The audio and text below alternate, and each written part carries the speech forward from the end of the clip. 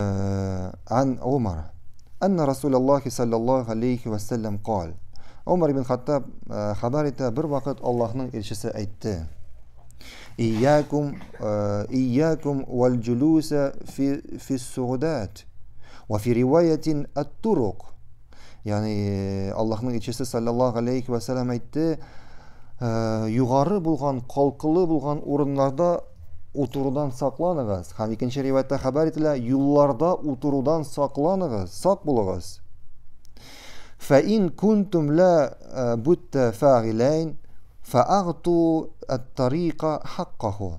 Eğer indi yolda oturga turu kildiyken şu vakitte yolun hakların ötegiz. Qil, hamandan sıradılar. وَمَا حَقُّهُ Yolun hakkı nindisi ol? Qal, عَدُّ basar.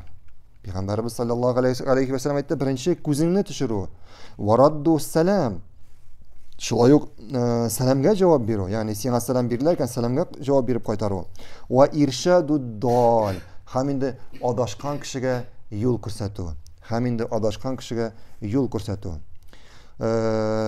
Bu hadiste Peygamberimiz sallallahu aleyhi ve sellem bizni yo'llarda o'tiruvdan kesatdi.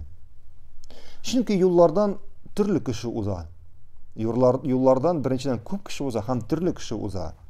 Yaxşısı dağın, naşarı dağın, günahsızı dağın, günahlısı dağın, şulay korkunuşu dağın, korkunuşsuz dağın.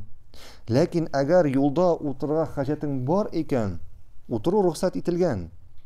Ama bunun şartları var. Birincisi dedi Peygamberimiz sallallahu aleyhi ve sellem ko'zni tushirib.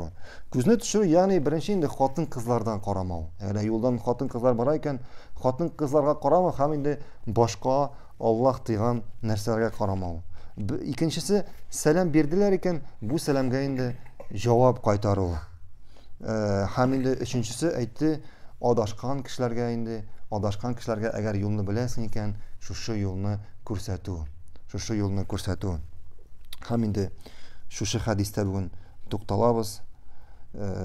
İkinci dersimiz